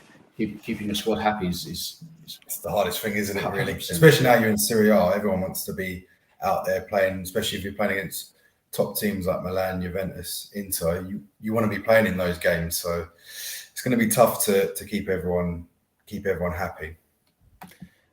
Yeah, that's always most difficult thing for a manager, is that, you know, no matter where your team is on the spectrum, whether top of the table, bottom of the table, middle, you know, keeping the team happy, right? You have 23 players at your disposal, sometimes more, sometimes less, and keeping that rotation or not, right? We've seen teams like Sarri when he was at Napoli not rotating players, and, you know, you're playing with 13 players. That's not many players to play with, and they get tired and strained out. Or you get teams like Chelsea, right, who have like 750 players on loan, and you can just rotate guys in and out. It's a fine line as a manager you have to tote, because even when you not only playing the Serie A, but you have Coppa Italia sometimes, and if you're fortunate enough, you're in Champions League as well. How do you keep that rotation? How do you keep the quality up, right? And it's not only difficult ask for a team at the Champions League level, but also a team like Lecce, right? Or any team in the middle of the table. How much do you play your players? Do you rotate your players? Because if you just play the same 11, 13 players, it goes to the detriment of the rest of the team. And you don't have guys developing as they should. You have some young players, some Spanish players, or even Italian players that need that pitch time. And if they don't get it, it's going to hurt the team ultimately, not just the player, but it hurts the team as well. How has your team this past season done with, in terms of starting 11 and rotation? Has it been a decent rotation, or has it just been the same guys for the most part? Because, you know, that could say a lot about how you guys do next year as well. I think we've been lucky in that we haven't had any big injuries. Yeah. We had Gabriel was out for a little while, and we were panicking a little bit, and that's where we brought in Milan, the boy from Milan. Yeah. But on the whole, we've been very lucky in our squad. We were naming it before it came out as this is what it will be, and it to pretty much 9 out of 10 like times. One or two players come in or out, but most of the time it's the same. It's a pretty predictable team. I think when you're going for promotion, that's fine, because the continuity of just bulldozing teams, keep that same team going. Like you said earlier, if it isn't broke, don't fix it. Whereas if you're in Serie A, probably the good times are few and far between. You will need to bring other players in. But also, like you said, if you're just having 12 or 13 players, you become easy to play against as well. So it's good to have the joker in the pack that the other teams haven't seen for a while. So it's tough. We've been lucky this year, but it's tough next year knowing what the right method is, and we're certainly no manager, so we're not going to tell him what to do. I imagine he'll stick to his philosophy, and I don't think it will be wholesale changes every week. I think it will be it will be a fairly predictable lineup most times, because we're not expected to win like we are this like next year.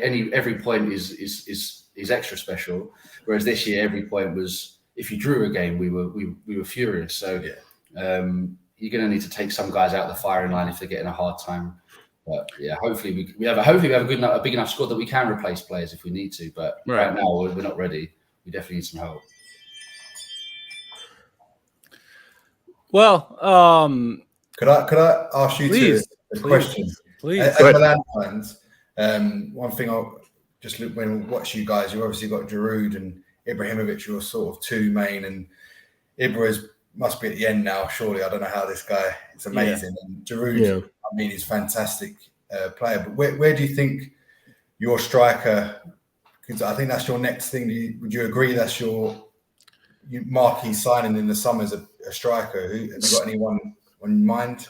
If the tabloids are to be believed, Milan will be signing Divock Origi out of Liverpool. You know, I don't know if he's going to be the clear-cut answer, but as somebody that, you know, I mean, Liverpool's surplus is pretty good surplus. It's still going to be pretty good. So it's, you know, it's the way to look at it. There's rumors about there was some rumors about Gabriel Jesus with Haaland going to Manchester City. I don't know how accurate that's going to be or what the chances are of that. But yeah, I agree that that's something. I mean, if you follow Milan Twitter, they'll all tell you right wing is a much bigger priority. Yes. Than striker. Junior Messias is a nice story, but not a long-term solution for the position. A guy that maybe can give you, 15 minutes here or there, but nothing that you're banking on as far as, long-term. Alexis Salamakers is really more of a wing back. He's not a winger, and you can see that in his play. He's comfortable, behind the attacking players, maybe providing early service, but then also just kind of being a support defender. But we don't have a tricky out and out right winger. Dare I say it, haven't really had one since Suso, and Suso's not that tricky. What's your pony? What's that? He does one thing. He wants to be the Spanish Arjen. He's the Spanish Arjen Robben, is basically it. Wants to just run at a defender, cut inside, and try to curl one. It seems to be what he wants to do every time he gets the ball. So that's a priority. Getting some strength in midfield with Frank Kessie going to Barcelona. That's a conversation, and there's talk that a deal is close with getting Renato Sanchez from Lille. So if you look at it, Lille is starting to turn into Milan's farm feeder team club now. So where it was Genoa during the Banter era, and now they've upgraded to Lille, where they're getting Leao, they got Maignan, they're gonna get Sanchez, probably Renato Sanchez, and possibly Botman, and possibly Jonathan David too. I heard that. Yeah, Jonathan David. Why not? Let's just get all of them. Let's get them all. Get Jallo, get Zeki Chalik. As long as it's not Lecce, right? That's fine. I mean, if we have an affinity for veteran strikers, just go and get Yilmaz too. So right. Okay. So it's just the way it is. So yeah, I mean, it's going to be interesting, and a lot of it also has to do with who's owning this team after the season, because InvestCorp is in with a bid, and I think that there's one other organization that's in for a bid right now to buy the club from Elliott. Elliott was never a long-term owner; they were a house flipper, as we said. Once Young Hung Lee defaulted on the loan and Elliott had it, it was their sole responsibility was to make, or sole purpose was to make Milan saleable. Which was getting the house in order financially first, which they've done. And now they're looking to sell. So InvestCorp is in the picture. They own Gucci. They're based in Bahrain. I don't know what kind of transfer war chest that would bring to Milan with a sale. So some of that's going to be in play too. Because if that gets finalized in the summer, that changes a few things as well. Yeah, I don't think the striker position is the top priority, even though you got an aged Ibrahimovic and an aging Giroud. That is where you need to replace. I think, as Frank said, the right winger position is a position that massively has gone under the radar and done nothing. Pretty much Milan's playing with 10 players, either whether it's Salamakers or Messias or whomever. They need a right wing solution. They need an attacking midfielder solution. And they also need to figure out what they're going to do defensively, whether they're going to bring in another center back, whether like a Botman or someone like that. What are they going to do with Kalulu? Is he going to be the center back? Is he going to be the right back? What's going to go on there? So, I mean, depth is obviously going to be an issue whenever you're talking about a team that's going to play in three fronts, Coppa Italia and Champions League. You need to have depth, and Milan do not have the depth compared to like Inter, for example. So they do need help. Striker would be nice. They did get this kid from what is it, Serbia or whatever it is, who has a Red Star, yeah. So he's a chance to do something special potentially. But if Giroud stays another year or if Zlatan stays another 6 months, whatever, they can fill the void temporarily. I think Milan can get away with Leao or Rebic as a striker, even though that's not optimal. But I think right wing, center attacking midfielder, and center back are the priorities for Milan. Center back / right back, because you could put Kalulu in either spot. And so it's a difficult situation, but obviously Milan know they need to fill the void of the Zlatan and the Giroud whenever that day comes. it's good to have a guy like Kiar and Zlatan on the bench, whether they play or not, because the locker room presence is so much. And you even heard it on the Paramount Plus, which is here with the broadcast here in the United States. They talked about like Pioli sometimes doesn't even talk to the team at halftime or before end of the games. He gives it over to Zlatan and sometimes even Kiar. And so it shows a lot about how much their leadership is. And so you having those players in the locker room. We talked about, I talked about Bayern Munich many years ago when they were so dominant. They're still dominant. But when they had guys like Arjen Robben and Ribéry, they would be the ones talking in the locker room because they had the experience, right? And so you need that experience and just got to back it up with depth throughout the team. And I think the team doesn't have the depth to compete on three fronts like maybe an Inter does, or maybe I think obviously Inter's the only team that can do it.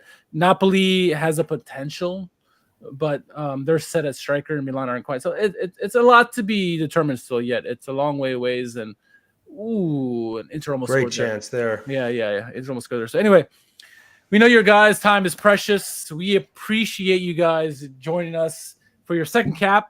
Third cap is coming very soon. You're coming to the league, so thank goodness for that.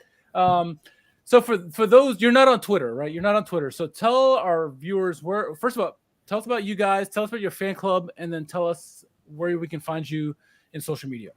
So social media wise, we're official UK Lecce, just all one word. It's just, I think we explained it in our first appearance. It kind of just started off as a bit of a joke thing, because we had a few people who were starting to support Lecce just out of memory from when we were kids, sort of thing. But and then all of a sudden we started doing quite well with followers and things, and we thought, well, we have to now keep this going. And then people around us started, other football fans, they now support Lecce as their Italian team, because not a lot of English guys have a Italian. They don't care about Italian football, basically. So there's a big group of us now. We're all in a big group chat. We all try and get the games where possible. So yeah, we're just having fun, and now we're up in Serie. Hopefully we can come on with you guys a bit more as well. And as long as we get some good results, we can. 3-1. Wow. 3-1. That's done, sadly. Game, set, match. Exactly what we were thinking was going to happen is one of the possible outcomes. Inter were going to, invite Cagliari forward, loosen them up, stretch them, and then here they come the other way. Here comes Inter the other way on the break, and we thought that the dynamic of Correa partnering with Lautaro on the counterattack would be the dynamic, but who would have thought Bobby Gaggs getting forward and getting to the ball and having the presence of mind to play it across. So Gagliardini elite with the pass to help Inter slam the door on Cagliari. Yep. So one week to go. Take it to one game shootout. Yeah. Milan will they can do it. They'll do the job. Yeah. I'm confident. I'll drink to that. Yeah. All right, so back to you guys. So yeah, there's just a big group of us now who support Lecce, or at least kind of have a soft spot for them, and then there's a Lecce London club that we've been lucky enough to be invited to over in Fulham, so the other side of London, and that's where we watched the promotion winning game. Such welcoming people as well. So yeah, it's just a little love affair that's got out of hand, and now we've brought dozens of people in with it. So yeah, we're really lucky, and going on this journey. I've met so many people, and like made friends, been on podcasts. So it really has got out of hand, from just a couple of weirdos who started an Instagram page to be chatting Calcio. I think we're very lucky. And also, I think now that the world has opened up since COVID and things, I think the plan this season is definitely try and get out to Lecce for a game. And the ideal, because we went to the San Siro last summer up in Serie, I think we want to try and get to Stadio Olimpico. So it'd be nice to go there for maybe a Roma or a Lazio with Lecce away. And so, yeah, we'll see. It's going to be an exciting season in Serie. Gentlemen, it's been a pleasure having you guys on. Welcome back to Serie. We're excited. Can't wait. I think we will, Richard, maybe third of the way through next season might be a good time to bring him back on, give him give him a chance to have a couple months. Test We'll the see what we're waters. doing. We'll see how we're doing. We might not want to come on. Remember what it's like. Yeah. See how you're feeling through the first 12 or 13 games and go from there. So Absolutely. Cool. Well, thanks again for having us, guys. Gentlemen, it was a pleasure. Thanks for coming on. Come on, Milan. Let's go. Grazie, guys. Thanks, guys. Take care. Grazie. Cheers. Best of luck. Take care. All right, right, Frank. All right. Closing minutes here. I think this would be a good time to just jump into Who Won Calcio Twitter. Okay. Considering that I think this game is put away here. Inter are going to win. It's going to come down to the last day. So if we, where are they looking at Lautaro's position? I mean, the ball was originally played to Gagliardini. It doesn't make any sense. Yeah, it's a fine goal. Yeah. Nice chip. Yep. So comes down to the last day. Everything, the title comes down to the last day. The last relegation place coming down to the last day. Unreal. So, and why not? We should have it that way, right? Yeah, absolutely. So let's discuss that real quick before we jump into the Who Won Calcio Twitter. On the final day, all games are going to be on May 22nd, noon Eastern. So as far as the title is concerned, Milan are at Sassuolo. Inter are hosting Sampdoria. That will determine the title. Milan just a draw, and they will be champions. If Milan lose and Inter win, Inter will be champions.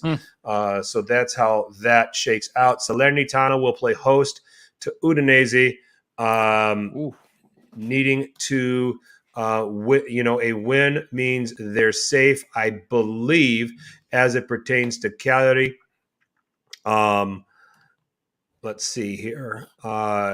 With this defeat to Inter, they're 2 points behind. With a win and a Salernitana loss, Cagliari stay up. And I got to understand the permutations if Salernitana draw. Does anybody in the chat know that? I think Salernitana gets a draw. I don't know what that's a good question. That is a good question because in the table they'd be tied. That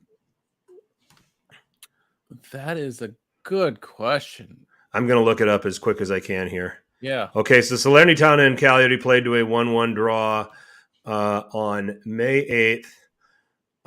And then they played to a 1-1 draw on November 26th. So it will come down. I believe it comes down to goal difference after that point. So if they are matched on points, I believe Cagliari will stay up. So a win with Salernitana only drawing, will mean Cagliari will survive. All those blowouts against Salernitana is going to haunt them now. Right, exactly. So that is the way we understand it.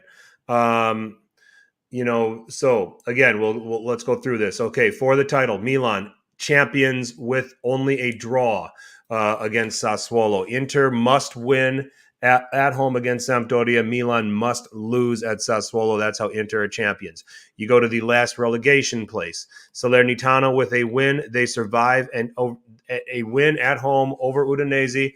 They win, they survive, and the great escape again for Davide Nicola and Cagliari go down as the 18th place team. Cagliari survive with a win at Venezia and a Salernitana loss or draw at home against Udinese. So that is the scene there. They were checking a possible penalty, no penalty. In the Cagliari-Inter game where there would have been a penalty to Cagliari. Check over.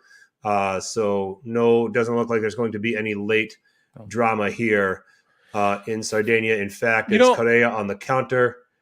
You were talking about Davide Nicola. This is there, and boy, a great chance. Go ahead.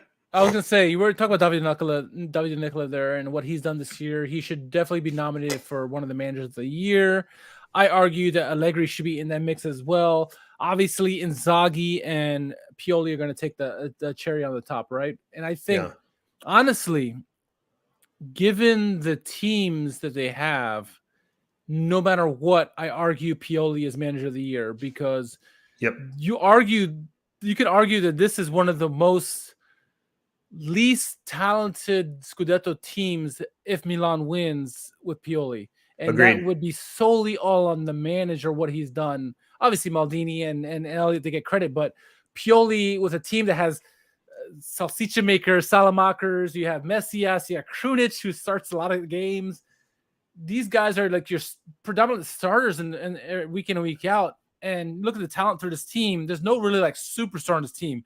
You got guys who are in the making, right? And Magnon is one of them. He's probably a leader, but this is not that great, that talented team compared to Inter. Inter have a fantastic team, fantastic manager. No discredit to Inzaghi. I think Pioli deserves manager of the year just because first or second, doesn't matter where they finish. Pioli's done a phenomenal job. A guy who's been pegged in his career as a middle table manager is on the precipice of a title. Whether he gets it or not doesn't matter. What he's done with this actual team is phenomenal. Oh yeah, I agree, 100%. 100%. I mean, you can make the argument that Inzaghi's done brilliant. This might be the fifth most talented team in Serie A. When you look at Inter, you look at Napoli, you look at Juve, and you Roma. look at and I would even make the case about Atalanta, and that he's been able to guide them to a Scudetto. Having guys, in roles where they're significantly overachieving. There's no doubt about it.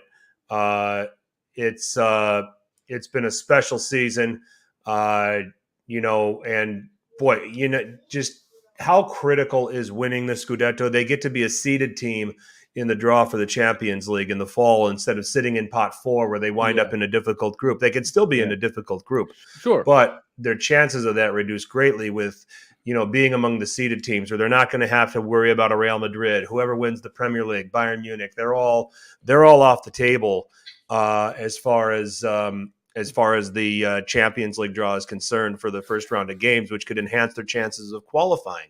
It's huge in that sense, and I would not argue for one bit. He goes on and wins this. Stefano Pioli's manager of the season. There's no doubt about it. This will be the weakest Scudetto winning team. I think the farthest back I can go, I'll probably say Alberto Zaccaroni's Milan that won it in '99. Might be the next weakest team. And that was a damn good team still. You had Oliver Bierhoff up front. You still had Maldini there. This was before Shevchenko arrived. This was before many of the players that played under Ancelotti arrived. And they found a win. They found a way to win the title over Sven-Goran Eriksson's Lazio, who was really, really good that season. That's as far back as I can think. I would think that all of the Scudetto winning teams between them are definitely better than the team that's going to come out winning it this year. And I think I started watching the game here and trying to get my thoughts straight. What was I going to say? Just completely blank there watching the game. It's the whiskey. I'm going to pour a little bit. Give myself a little aperitif. Please do. I'm almost out of mine here. So just a little. It was something about the season. Good talk. I don't know. It'll come back to me. There you go. I started watching the game. I had the thought in my head, and then it dissipated. There you go. Yeah, there's the game. Game, set, match. Inter win 2-1. It comes down to the last match week. Fantastic result. Inter is going to do what they're going to do.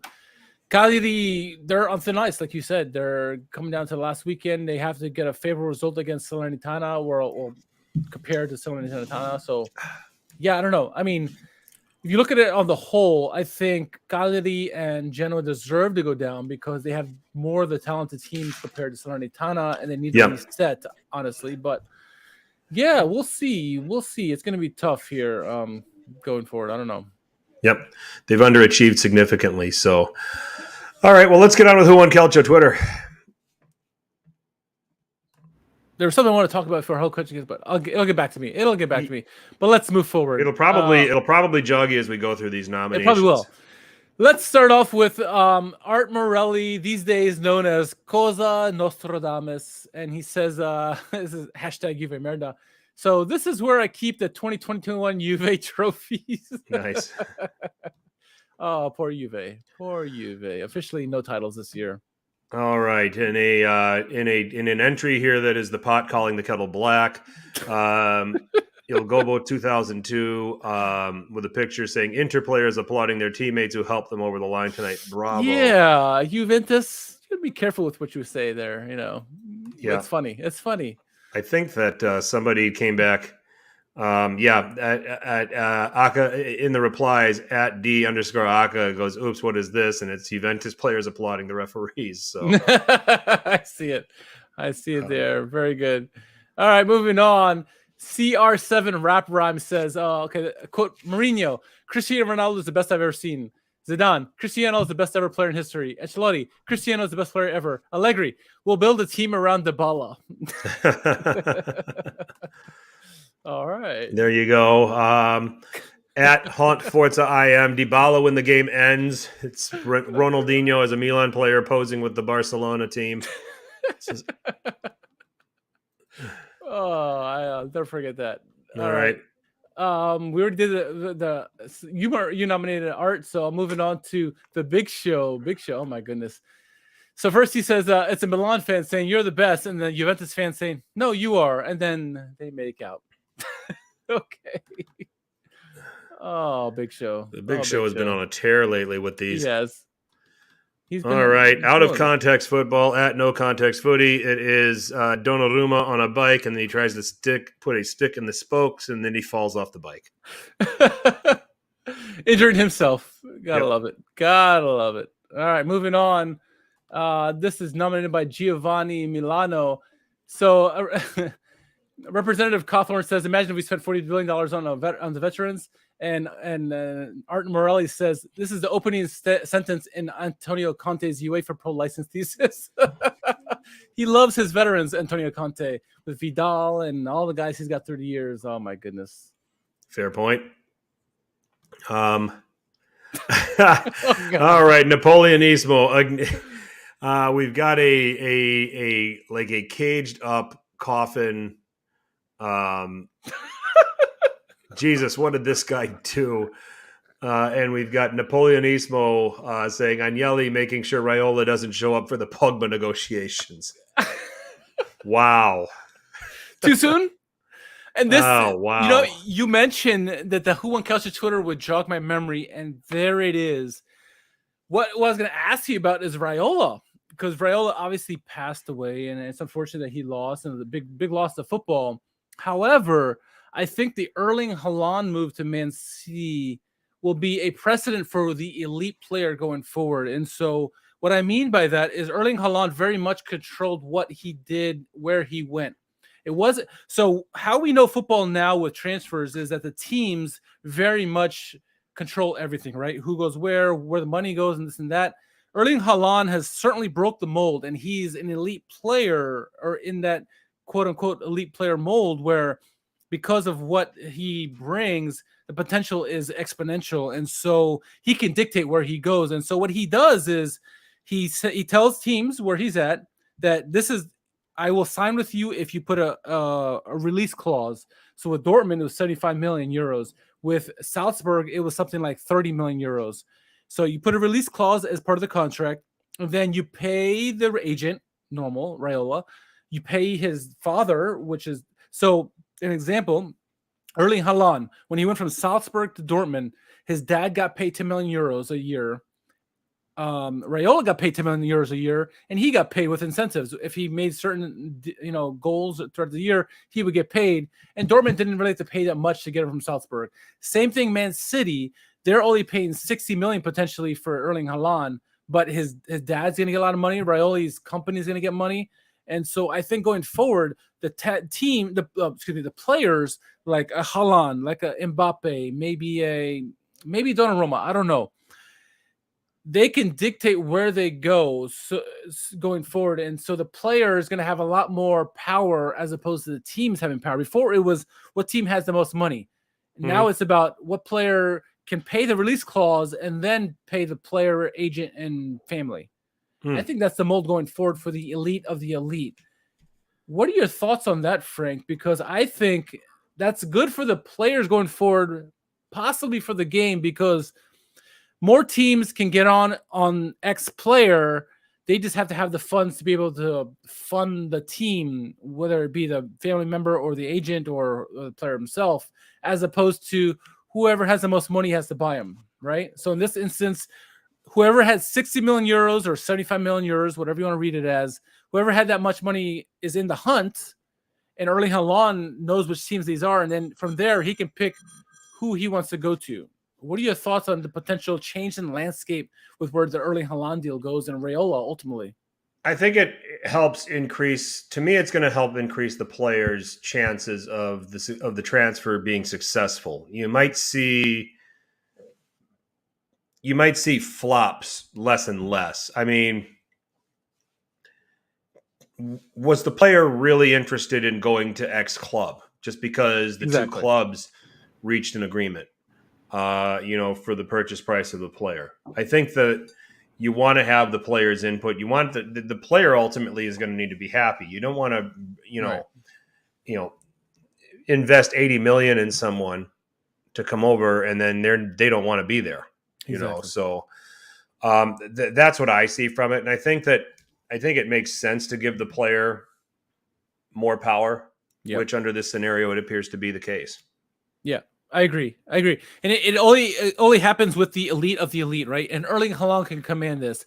I don't think a Castillejo can command this, right? He can't do that. You have to be a legit superstar, which Erling Haaland is one in the making, if he's not one already.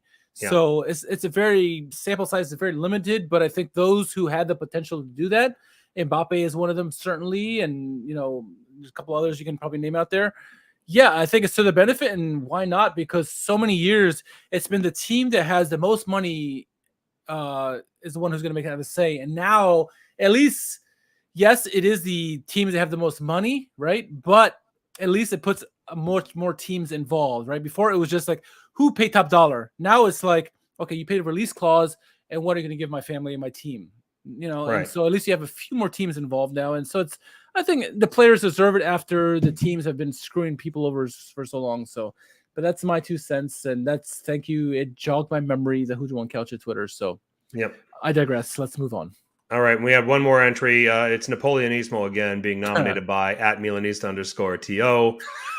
Picture of Buffon and João Pedro next season in Serie B. Oh, God. So as a side joke, my buddy who plays FIFA religiously, he said he's something like his 10th season of Serie A or FIFA, and he said Buffon is still in the game. He's 55 years old and playing for some team in Serie C or Serie B or something like that. So it doesn't surprise me. And it's a funny tweet. Yep. But yeah, I don't know. Where do you want to go? Oh, that's tough. I'm going to go with the Buffon and João Pedro. Okay. I think that Napoleonismo had the best overall performance, but I want to pick the just slightly more tasteful tweet. Okay. Fair enough. After last week with the cringeworthy Dybala, Correa, we got to, Yeah. You know what? As I know Big Show has had a lot of entries lately, and he's done very well, and I want to give you a victory here. I don't know, man. I think I have to slightly go in the favor of Napoleonismo. I think he brought it this week, and it's close. Believe me, it's close. And Art's tweet is very poignant as well. But I think I'm inclined to agree with you. Let's go with João Pedro and Buffon leading the way in Serie B. Yep. Oh, all right. right. There we go. All right. I knew you were going to agree with me, so I already started typing. Look at you.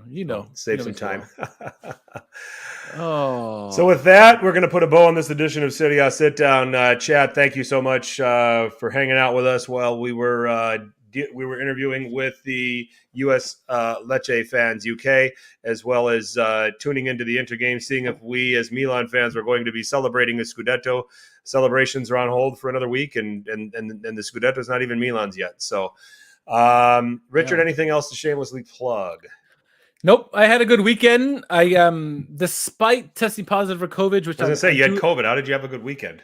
I very much feel the symptoms, and I'm struggling, and I don't know why I'm drinking alcohol while I have COVID, but I had a good weekend overall. I thought I'd get to celebrate some victories and championships, but and watching game sevens, NHL hockey. Oh no, I had a good weekend overall, so I can't complain. So anyway, follow me at r_KHARMAN. You'll see my tweets about pretty much soccer, football, and hockey all the way around. So yeah. And shout out to everyone in the chat. Shout out to the boys from LECCE from the UK. Yes. They were obviously good to have him back in the league. Cremonese is back, possibly Brescia. Maybe we'll see who the third team is from Serie B. But Right. yeah, Serie A teams. Venezia's gone. Genoa probably gone, and Cagliari. I think Genoa's done. Yeah, and I think Cagliari too. So we'll see. We'll see. Next year will be interesting league for sure. And so, well, they're points wise. I think that they're still in it statistically, but they might be as good as down. So I agree. All right. You can find me at FTC_21. Ditto about the game sevens. I'm going to get out of here now to go watch the second half of the Bucks game. They trail the Celtics right now by 5 at halftime in game 7, and then Penguins tonight. So yeah, lots going on in the sporting world. That is for sure. But Serie A Sit Down, we have our own channel on Apple Podcasts and SoundCloud. You can find us on Spotify, Stitcher, iHeartRadio, wherever there's podcasts. There's Serie A Sit Down. Our handle on Twitter is at Serie A Sit Down. You can also find that handle on Instagram as well as Facebook. Who won Calcio Twitter? Hashtag Who won Calcio Twitter. Got a nominee for a funny Calcio tweet. Tasteful, funny Calcio tweet at that. Please put in the hashtag Who won Calcio Twitter, and it will be read on the next podcast. So, Milanisti celebrations are on hold for yet another week. Hang in there. Always the case. Yep. So we kind of assumed that was going to be the case, but we'll see if those celebrations do happen. Going to a Sassuolo team that has been a bit of a bogey team for Milan in the past. Let's hope that it happens, at least for that sake. And if not, if Inter were able to come from behind and win the title, they would deserve it too. So Absolutely. Great contenders all season long. And with next Sunday, May 22nd, Richard, we will be wrapping up the season as well as crowning a champion. That's right. It's the season's coming to an end here, and it's gone by fast. It's fast year, crazy year. Season 6 is come and gone. Yep. You get to match week 1, you blink, and now here we are. We're almost at season 7, Frank. Season 7. I can't believe people have wanted to listen to us this long. I know. So we're still married. What's that? We're still married. Yeah, and our wives are keeping us around. Exactly. So, it's great. So hope you all enjoyed this as we were, live off the cuff, input on what was going on with the Inter game. We'll maybe try to do this again in a future podcast. So we want to thank the chat. We want to thank all of you. For Richard, I'm Frank. As always, make sure you tell your paisans about us. Ciao.